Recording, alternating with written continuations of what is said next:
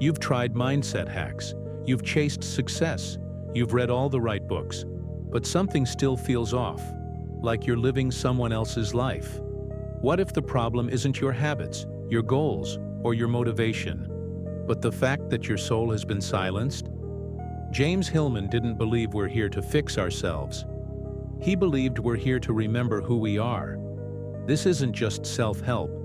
This is soul retrieval. And today, we'll uncover the 5 soul lessons Hillman would want you to hear. Right now, the lie of the fixable self. Why you're not broken. Let's begin with something radical. You're not a problem to solve. You're not a machine to optimize.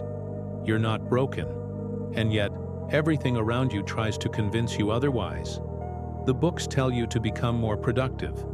The podcasts say you just need more discipline. The gurus shout about habits, goals, and hustle. And slowly, you start to believe that the way out is to fix something inside you.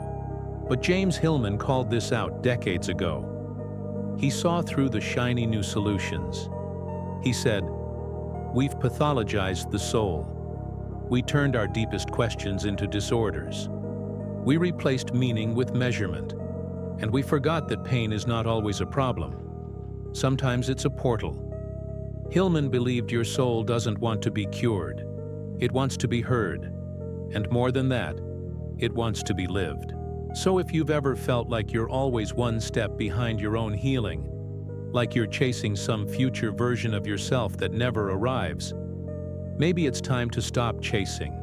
Because what if your soul isn't asking for correction? What if it's asking for connection? What if your anxiety isn't a malfunction but a message?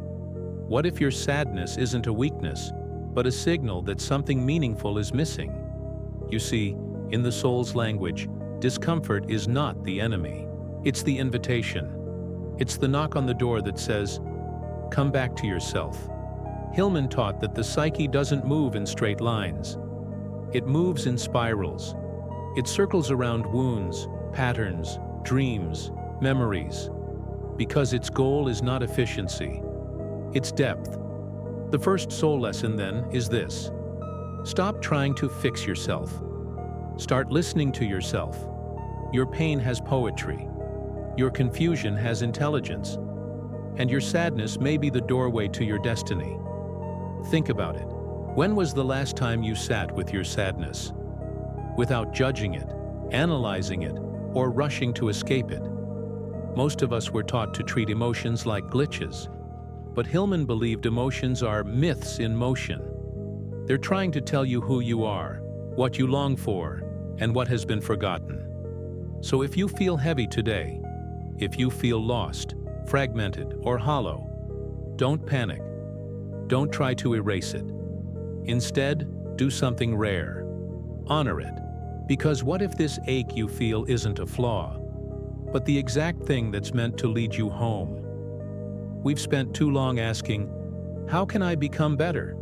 Hillman invites us to ask, what does my soul want to express? That's a radically different question. And it leads to a radically different life. One with less pretending, less striving, and a lot more meaning. The calling is in the wound. What you're avoiding is what you're here to do. Let's go deeper. There's a strange silence that follows us. A quiet pain we don't speak about, but feel every day. It's that familiar ache, that sense that something essential is missing. And we keep hoping the next achievement will silence it. But here's the truth, Hillman would whisper. What you're avoiding might be the very thing your soul came here to experience. Hillman believed that the soul reveals itself not in perfection, but in pathology. Not in what you show to the world, but in what you hide, fear, or repress. He said, the wound itself is the place where the soul emerges. That changes everything. Because suddenly, your anxiety isn't something to escape. Your heartbreak isn't just pain, it's direction. Your feeling of not fitting in isn't a curse. It might be your unique fingerprint, the one thing that sets you apart for a reason. Hillman challenges the entire self-help world by saying, don't fix the wound. Follow it. Imagine that. Imagine that the place where you feel most broken is the exact place your gift is buried. Let's take an example. A person who grew up silenced and invisible might carry deep shame. But inside that shame is a calling to give voice to the voiceless, to become the mirror they never had, to create space for truth. Or someone who always felt like they didn't belong might actually carry the seed of a new way of seeing the world. A soul not meant to fit in, but to reimagine the rules entirely. That's what Hillman meant by acorn theory. He believed each of us is born with a unique soul image, a seed, and that even your early wounds are shaped by it. In other words, the soul chooses the terrain where it can grow, even if it's harsh, even if it hurts, even if it doesn't make sense. Yet, so instead of asking, "Why me?" Hillman would invite you to ask, "What is this pain trying to initiate me into?" Because soul doesn't think in straight lines. It thinks in stories. It wants meaning more than comfort. It wants depth over ease. And it will keep returning you to the same wound, again and again, until you realize that this isn't just about suffering. It's about becoming. So if you feel stuck in a pattern, if you keep meeting the same kind of heartbreak, if the same fear keeps resurfacing, it's not a failure. It's the soul's repetition, its way of knocking louder, because it wants your attention, not to punish you, but to reveal you. Your work isn't to escape the wound. Your work is to turn toward it and ask, "What are you trying to tell me about who I truly am?" And that's the second soul lesson. What hurts the most may carry the seed of your calling. Stop running from it. Start listening to it. Because the soul hides its treasure in the very place you fear to look. Let that sink in. What have you been avoiding? Not because it's meaningless, but because it's too meaningful. That's where the soul lives. Not in the light you've mastered, but in the shadows you've yet to name. Stop chasing healing. The soul wants meaning, not perfection. Let's talk about something uncomfortable. Everyone today is trying to heal, to fix their childhood, to overcome their past, to become the highest, cleanest, most optimized version of themselves. Sounds noble, right? But Hillman would ask, are you healing, or are you trying to erase parts of yourself? Because there's a big difference between healing to grow and healing to become acceptable. Hillman warned us, modern psychology can become a trap, a subtle way of turning your soul into a project, something to improve rather than something to honor. And in doing so, you don't get closer to yourself. You just get better at hiding. Think about how often we say, "I still need to heal this," or "I can't be in a relationship until I fix that," or "I need to work on myself before I show up fully." But what if the soul doesn't want you fixed? What if the soul wants you honest? James Hillman believed that the soul doesn't care about perfection. It cares about depth. It doesn't ask, "Are you healed?" It asks, "Are you being real?" He wrote, "We are not on a journey to be perfect. We are on a journey to be fully human, and that means contradiction, darkness, and vulnerability."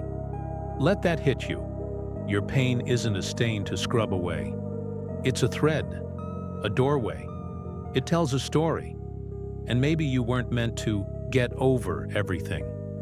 Maybe you were meant to learn how to carry it with grace. That doesn't mean staying in toxic cycles.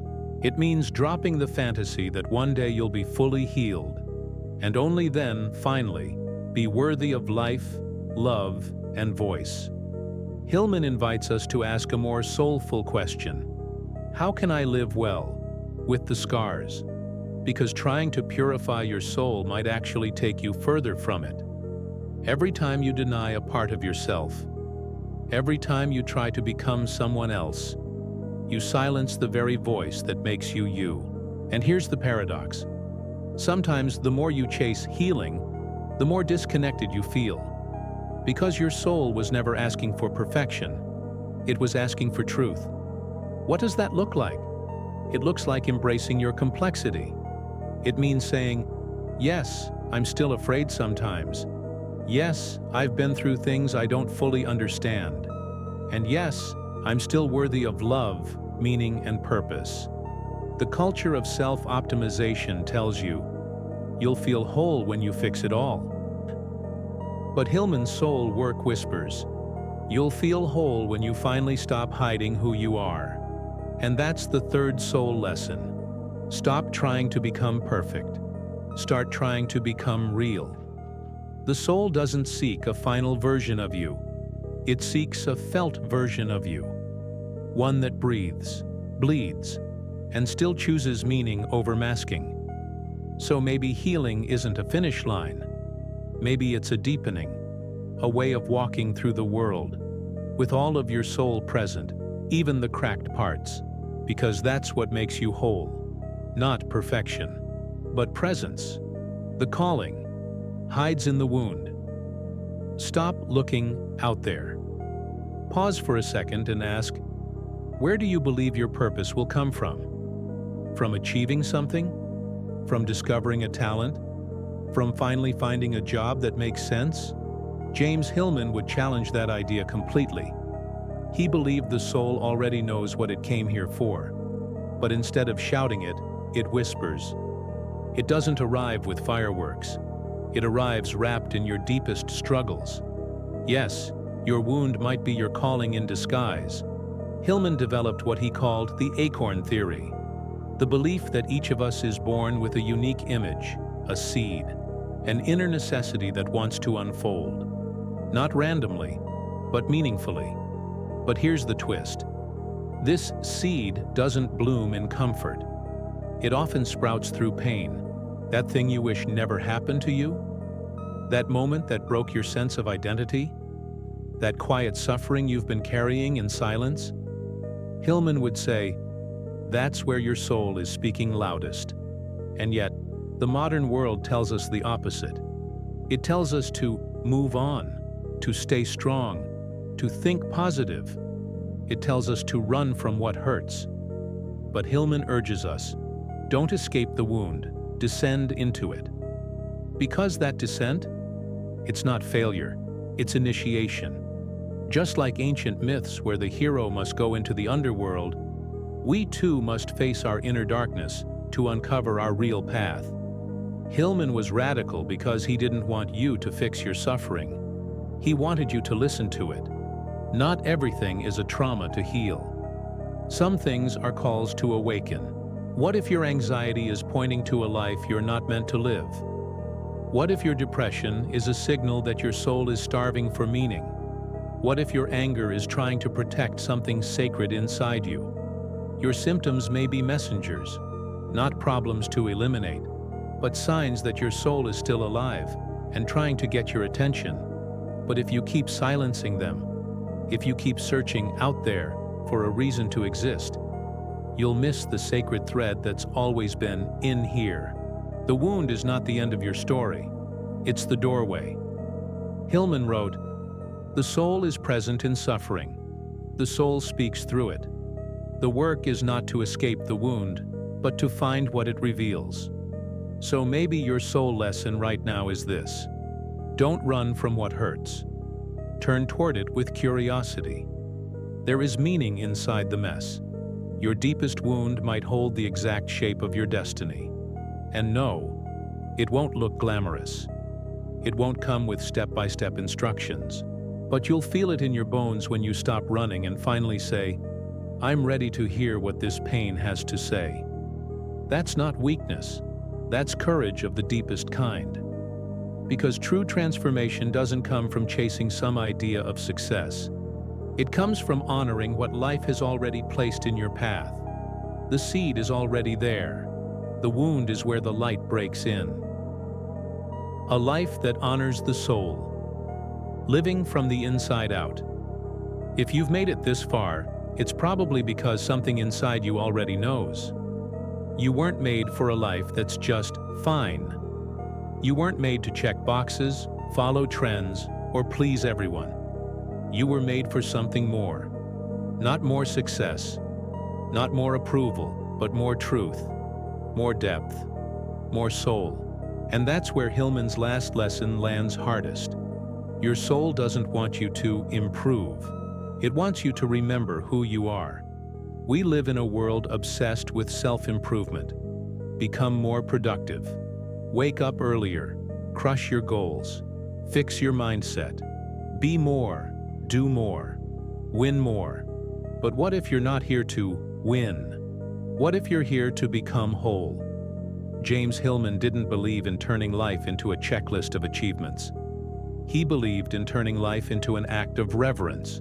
That means living slowly enough to listen to your inner voice, having the courage to stand by your pain, not hide it, letting go of the image you've built for others, and giving yourself permission to be messy, mysterious, and meaningful. Hillman's psychology was not about controlling your life. It was about surrendering to its sacred complexity. He wrote, "We are lived by powers we pretend to understand. And when you stop pretending, something beautiful happens. You don't need to chase meaning anymore, because you start living it. You begin to see your struggles not as obstacles, but as invitations. You see your quirks, wounds, contradictions, not as flaws to fix, but as colors of your essence. You stop asking, 'How can I be better?' and start asking, 'What is my soul asking of me today?' That's not easy. It's not popular. And it definitely won't fit into a productivity planner. But it will bring you home. Home to a life that feels real. Home to a purpose that doesn't need applause. Home to an inner voice that no longer whispers, but sings. So if you've been feeling lost, tired of trying to fit into a world that doesn't feel like home, maybe it's because your soul is not here to conform. It's here to awaken, not into something new, but into something ancient inside you that you've simply forgotten. And if you're still wondering where to begin by being quiet. Begin by being honest. Begin by being radically present with your life. As it is, not as it should be. Because that's the only place where the soul speaks. And once you start listening, you'll never go back. Final words. James Hillman didn't give us a map. He gave us a mirror. And maybe that's exactly what you needed. Not more instructions, but more permission. To feel what you feel. To want what you want. To stop performing and finally, just be. Because in the end, that's all your soul ever wanted from you. To be met, to be seen, to be lived. From the inside out,